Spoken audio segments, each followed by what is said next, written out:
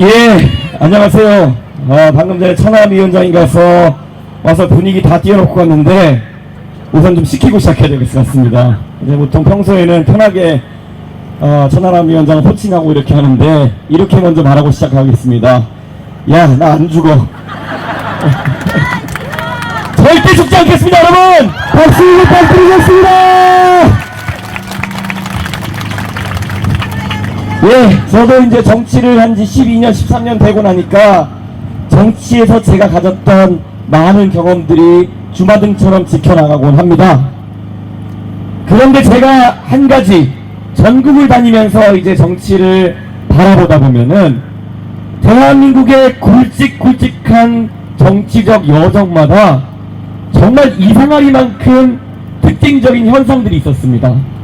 제가 마산에 가가지고, 우리 함익병 원장님 마산 출신인데, 마산에 가가지고 3.15 의거, 4.19 혁명의 시발점이 되었던 3.15 의거 기념식에 가보면은 그 내용을 살피면 이렇게 되어 있습니다. 마산에서 결국 부정선거에 대해서 항의하던 마산과 아무 관계없는 전라북도 남원에서 유학 온 김주열 열사가 돌아가시면서 이 사건이 발생합니다. 그런데 결국 대한민국 1공화국을 몰락시킨 그 4.19라는 거대한 혁명의 시발점은 어쩌면은 민주주의에 대해서 아니면 정치에 대해서 굉장한 관심은 없었을지도 모른, 하지만 정말 아닌 것을 보고 불의를 참지 못하고 나섰을 남원에서 유학 온 김주열이라는 사람에게서 시작했던 겁니다. 그리고 우리 사회에 있어서 또 하나의 마음 아픈 지점이었던 광주의 5.18을 생각해보면은 아마 5.18에서 희생되었던 그 많은 사람들 중에 정말 그날이 오기까지 본인이 그 투쟁의 선봉에 서가지고 시민군의 역할을 할 거라고 생각했던 사람은 없었을 겁니다. 정말 봉수부대가 진압하러 오는 그날까지도 과연 우리를 쏠까 하면서 그 앞에 섰을 사람들이 대부분이었을 겁니다. 그게 그런 겁니다. 정말 대한민국의 민주주의에 거대한 위기가 오고 정말 국가의 위기가 왔을 때 그때 정말 정치와는 아무 관계도 없었고 정치를 꿈꾼 적도 없었을 사람들이 정치의 전면에 나서게 되는 것이 대한민국의 역사 속에서의 숙명이었습니다.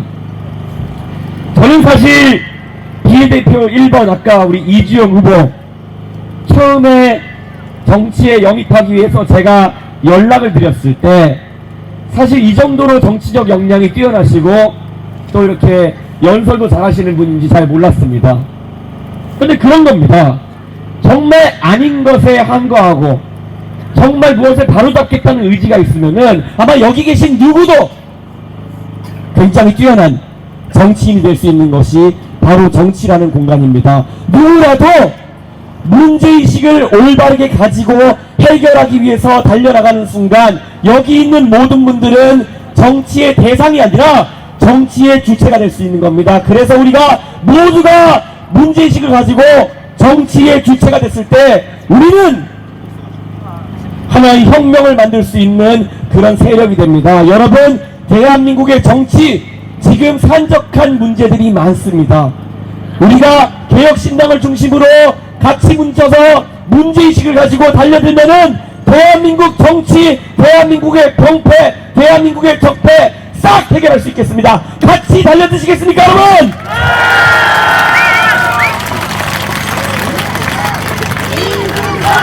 이준석! 언론에서 윤석열 정부가 지금 실정을 거듭하자 결국 이번 선거는 윤석열 정부를 심판하는 선거가 될 것이라 라는 예측을 합니다. 저는 그 분석에 대해서 어느 정도 동의합니다. 그런데 지금까지 그러면은 가장 윤석열 정부에 대해서 구체적이고 또 용기 있게 지적해왔던 사람들이 누군가를 생각해 본다면 저는 단언코 저는 우리 개혁신당의 주축 멤버들이 바로 가장 용기 있는 지적을 했던 사람들이다, 이렇게 생각합니다. 왜 그렇습니까? 우리 개혁신당의 멤버들은 모두 다는 아닙니다만은 원래 지난 대통령 선거에서 여당에 소속되어 있던 인물들이었습니다. 그런데 대통령의 권력이 가장 세다고 하는 임기 1년 차에 우리가 조금만 고개 숙이면은 어쩌면 대통령에게 받아먹을 것도 많았을 것이고 어쩌면 한통속이 되어가지고 해먹을 수도 있었을 겁니다.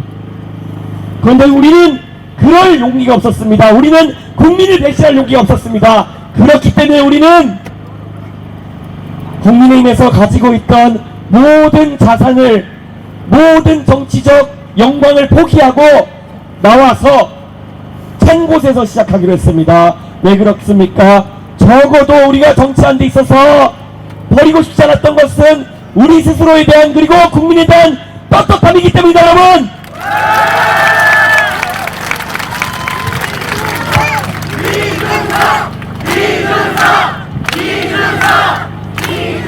저는 윤석열 대통령에게 맞서려고 한다면은 얼마나 개인적으로 울분의 서사가 있느냐, 얼마나 당한 것이 맞느냐도 꽤 중요하다고 봅니다. 왜냐? 진심을 다해서 윤석열 대통령에 대한 지적을 할 것이기 때문이죠.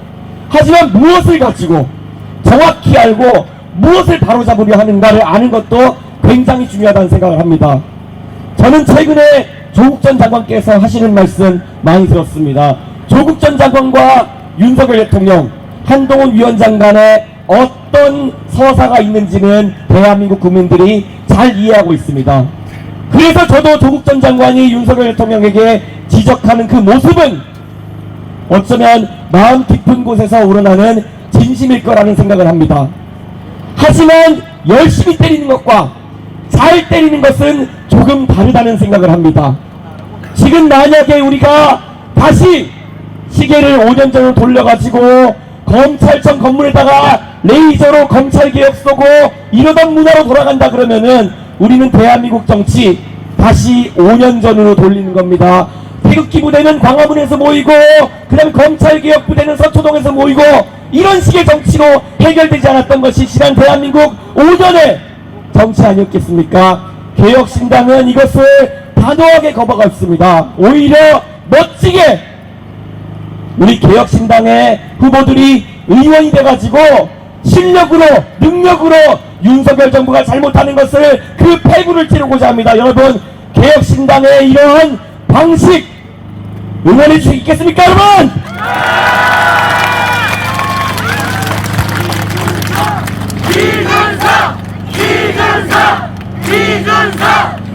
저는 기대합니다. 여러분께서 만약 우리 비례대표 후보 1번 이주영 후보를 국회의원으로 만들어주신다면은 윤석열 정부가 지금 총선을 앞두고 급조해낸 의대 증원 2,000명의 문제, 이것이 얼마나 국민들의 생명을 담보로 한 위험한 경쟁이었는지를 정확하게 논리적으로 날카롭게 지적해낼 것이라 생각합니다. 이런 문제들 지금까지 윤석열 정부에서는 국민 감정을 이용해서 정쟁화하려고 해왔습니다. 이런 부분을 지적하면은 역시나 편가르기 논리밖에 없었습니다. 너 의사 편이지?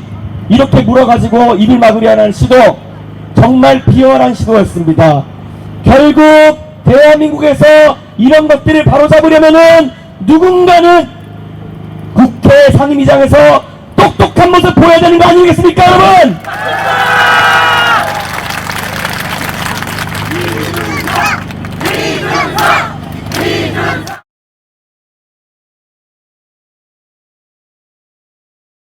설득은 그렇게 논리적으로 간단하게 하는 겁니다.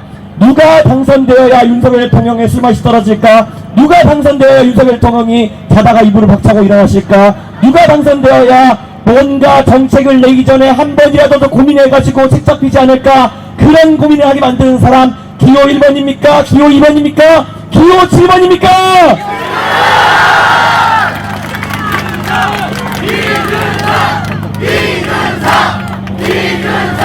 자, 해보니까 정말 쉽죠? 예.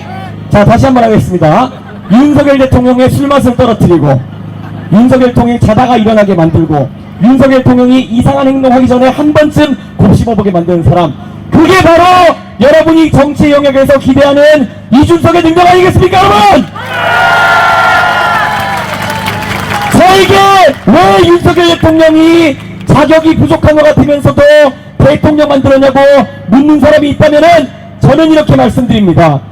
저는 그 당시에 막강한 권한을 가지고 있는 여당 대표였고, 윤석열 정부가 아무리 잘못해도 저는 여당 대표로서 그걸 막아세우겠다는 자존심과 용기가 있었고, 그래서 저는 괜찮을 거라고 생각했습니다. 그것이 아니랬기 때문에 문제일 수는 있겠지만은 원래는 그게 정상적인 판단인 겁니다. 그냥 윤석열 대통령이 우리 상식보다 조금 더 이상한 분이었던 겁니다. 그렇지 않습니까, 여러분?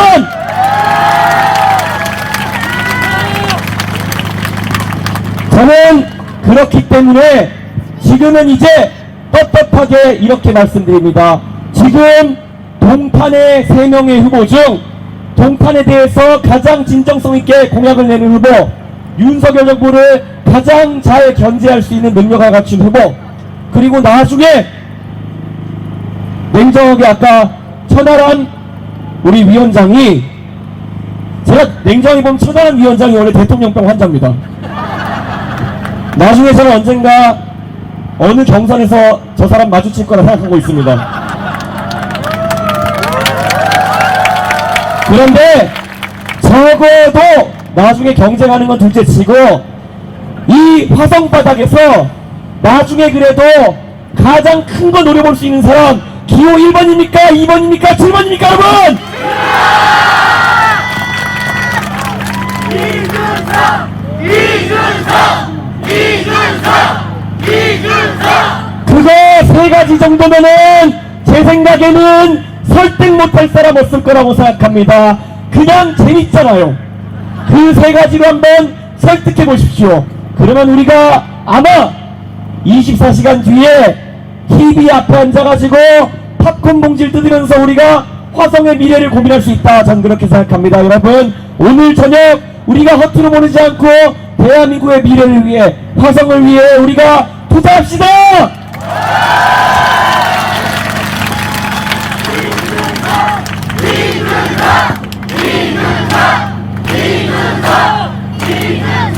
제가 요즘 유세차를 타고 돌아다니면서 가장 즐거운 거는 그래도 이 아이들이 저를 굉장히 좋아해 준다는 겁니다.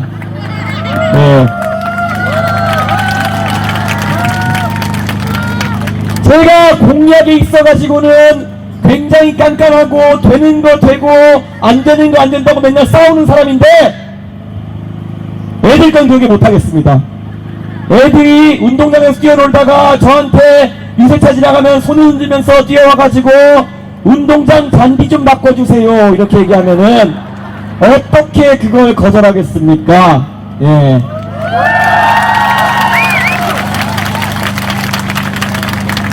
예전에 문재인 대통령께서 사람이 먼저다라는 카피를 쓰였던가요? 제가 그래서 동탄에서 정치하면서 적어도 앞으로 제가 가치관으로 가져가고 싶은 것은 딱 이겁니다. 저에게 앞으로 여러가지 우선순위가 생길지 모르겠습니다. 하지만 이 원칙 하나는 명확하게 하겠습니다. 아이들의 미래가 먼저다. 어떻습니까, 여러분?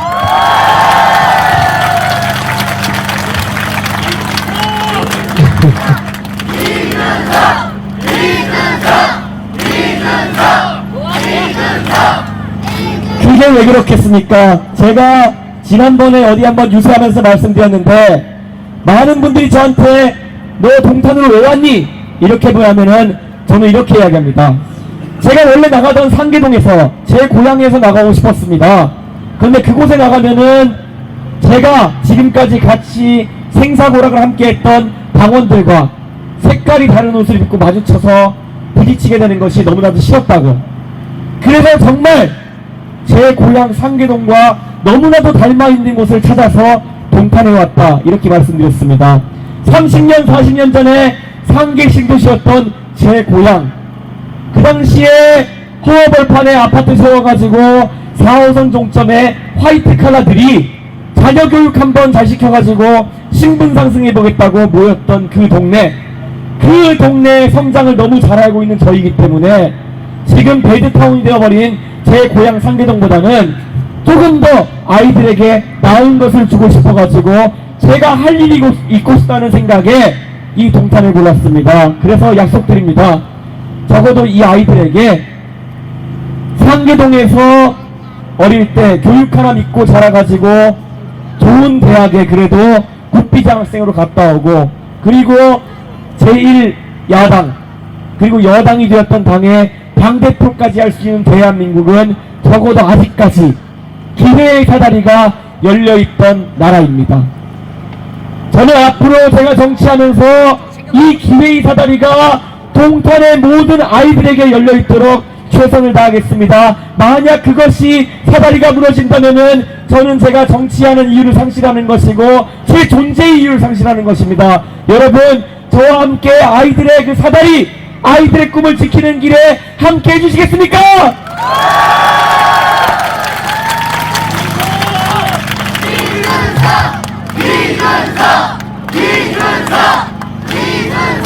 그 사다리를 지키는 것이 중요하고, 제가 유세 현장마다 가서 이야기하지만 상징적인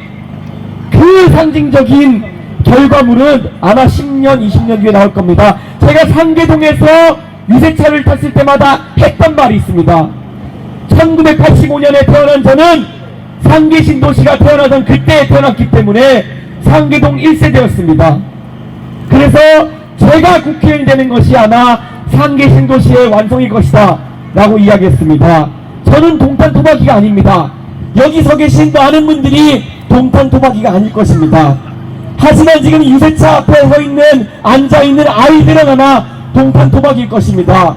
동탄 토박이, 이 아이들이 동탄에서 자라가지고 나중에 동탄의 유세차가 돼가지고 동탄의 국회의원이 되기 위해 가지고 경쟁하는 그날이 바로 2기 신도시, 동탄 신도시의 완성을 의미하는 날이 될 것입니다. 그때까지 함께 해주시겠습니까, 여러분?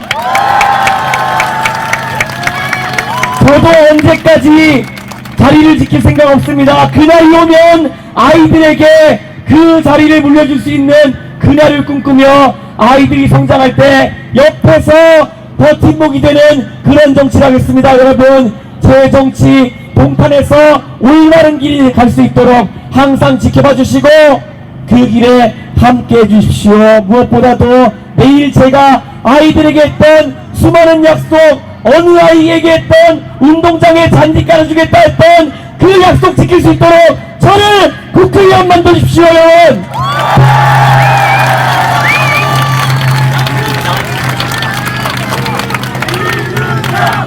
그렇게 했을 때 제가 이렇게 말씀드립니다. 그렇게 했을 때 대한민국은 동탄에 놀랄 것이고, 그리고 동탄은 4월 11일 모든 일간지에 일면을 먹을 것입니다. 그렇지 않습니까, 여러분?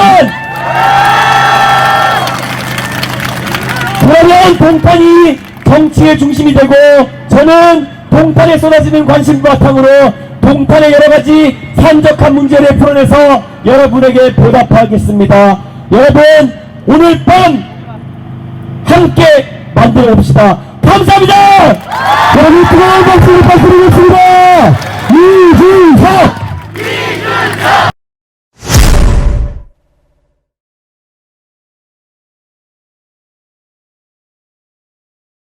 저는 그래서 이런 것들 과감하게 개혁해내기 전까지 대한민국의 정치에 미래는 없다고 생각합니다. 그래서 저는 마음이 급합니다. 이번 국회의원 선거 우리가 교두볼 마련해야 됩니다. 그래야 2년 뒤에 지방선거에서는 더 큰 성과를 내고 4년 뒤에 국회의원 선거에서는 우리가 다수당이 되어가지고 법을 바꿀 수 있는 거 아니겠습니까, 여러분?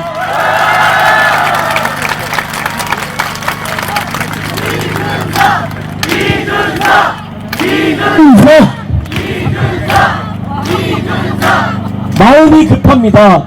저 정말 마음이 급합니다. 저 개인적 이유야 이 정도로 유명해졌으면은 제가 어떻게든 먹고 사는 데는 지장은 없을 겁니다. 하지만 저 정치 개혁에 있어가지고 주어진 기회라는 것, 이것을 우리가 활용하지 못하면은 4년씩 아니면 8년씩 대한민국의 미래가 늦어집니다. 아까도 이야기했지만은 우리만의 미래가 아닙니다. 바로 이 동탄에서 유모차에 타고 있는 아이들의 미래일지도 모릅니다. 여러분 자녀들의 손자 손녀들의 미래일지도 모릅니다. 이것이 더 길어져서 12년, 16년, 20년 이렇게 되면은 우리는 지쳐가지고 쓰러지는 겁니다. 그래서 저는 이 자리에서 간곡하게 호소합니다. 이번에 개혁신당 교두보를 적어도 마련하지 않겠습니까, 여러분?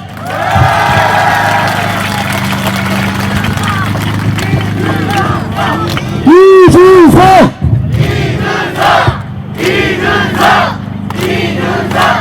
지금 화성을에 나와 있는 다른 두 분의 후보들, 처음에 선거 시작할 때 방송 인터뷰 하셨던 거 보면은 정치를 처음 시작하셔서 그런지 굉장히 도발적인 멘트를 저한테 많이 날리셨습니다. 한 후보는 저한테 3% 따위의 정당의 대표라고 말했습니다. 한 후보는 저한테 별거 아니라고 얘기했습니다. 그런데 제가 48시간 무박 2일 유세 선언하자 어제 그분들이 같이 선언하시더라고요. 그만큼 경쟁이라는 거는 중요한 겁니다. 경쟁이 있어야 대한민국에서는 다들 뛰게 되는 것입니다. 우리가 복과점을 허용하는 순간 피해를 보는 것은 소비자인 것처럼 경쟁이 없으면 유권자가 손해보는 겁니다. 그래서 저는 이야기합니다. 저 이준석 동탄 출마하기 잘했지 않습니까, 여러분? 이준석! 이준석! 개혁신당은 이미 동탄을 바꾸고 있습니다. 동탄의 지금까지 정치 문화가 정적이었고 무엇보다도 체념적이었다면, 왜냐? 파란당은 공천만 되면 당선이다, 빨간당은 공천되고 낙선이다. 이 두 가지가 공존하는 상황 속에서는 누가 열심히 하려고 하겠습니까? 이 구도를 깨기 위해서 저 이준석이 왔고, 지금까지는 작전 성공 아닙니까, 여러분?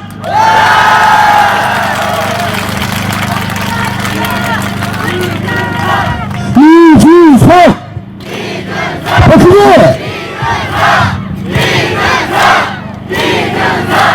제가 이렇게 이야기합니다. 오늘 지금 이제 8시 41분입니다. 놀랍게도 24시간 뒤에는 출구조사 결과가 발표되어 있을 겁니다.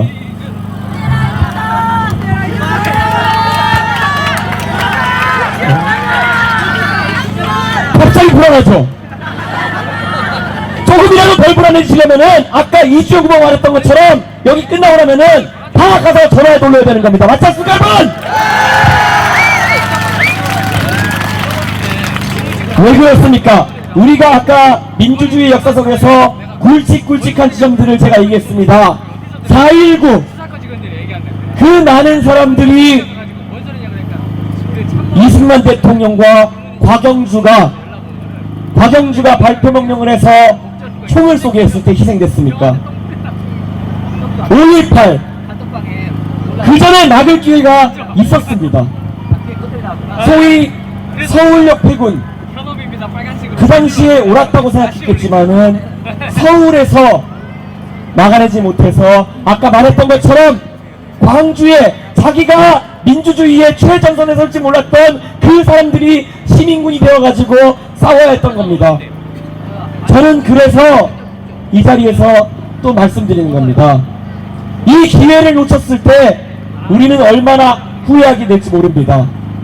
이번에 동탄에서 경쟁체제를 제대로 정착시키기 위해 가지고는 이번에 꼭 이준석이 당선되는 꼴을 봐야 되는 거 아니겠습니까, 여러분?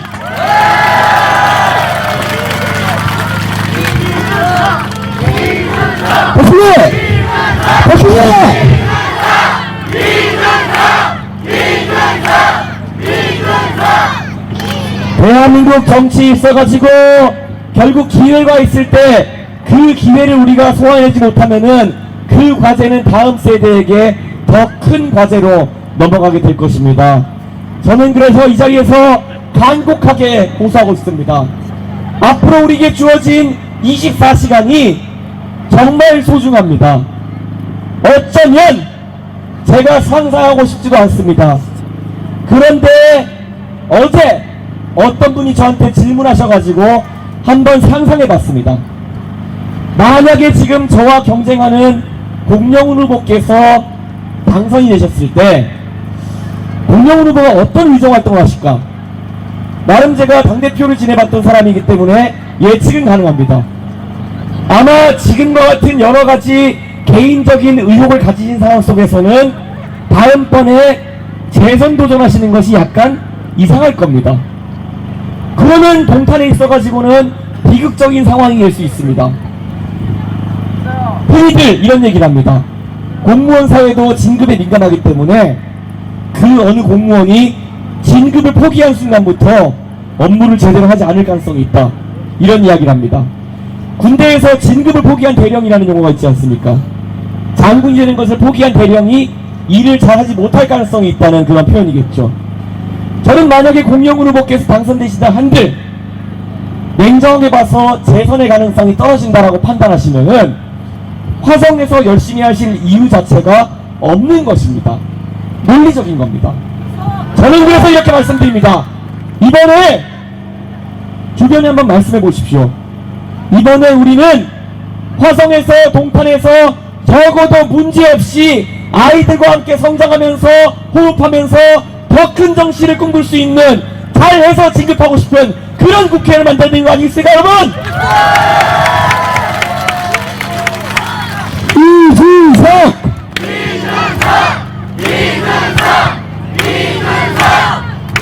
정치 개혁에 있어가지고 정말 많은 것이 떠오르고 하고 싶은 일이 많습니다.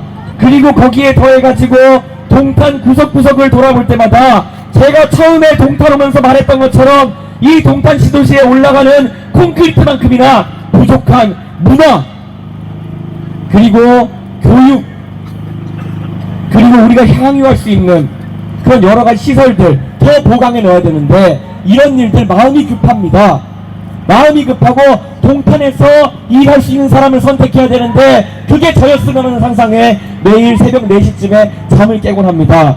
여러분 이렇게 일하고 싶어가지고 몸이 달았던 적이 없습니다. 여러분 저 일하고 싶은데 뛸 수 있게 해주시겠습니까?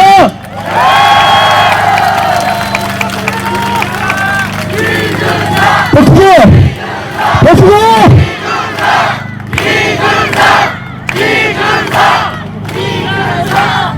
정말 대한민국의 많은 국민들 나라 걱정도 요즘 많이 하고 있습니다. 그런데 정말 저는 더 걱정인 것이 있다면은 이 나라 걱정에 대한 해법으로 나오는 세력들이 더 걱정스럽다는 겁니다. 아까 말씀드렸듯이 이재명 대표의 민주당 이미 지난 21대 국회에서 검증된 무능을 보여줬습니다. 이재명 대표께서 굉장히 무기력한 모습으로 당을 지휘하셨습니다. 거기에 대해서 조국 전 장관 지금 선명한 메시지를 보여주고 계시지만은 대법원 판결을 몇 달 앞두고 계십니다. 그러면 적어도 야당의 지도자들 중에서 명쾌하게 그리고 흠결 없이 윤석열 정부를 견제할 수 있는 사람 하나 정도는 있어야 될 텐데 아무리 생각해도 그거는 제가 자만하는 게 아니라 윤석열 정부를 가장 잘 알고 그래가지고 가장 아프게 찌를 수 있는 저 이준석 아닙니까 여러분?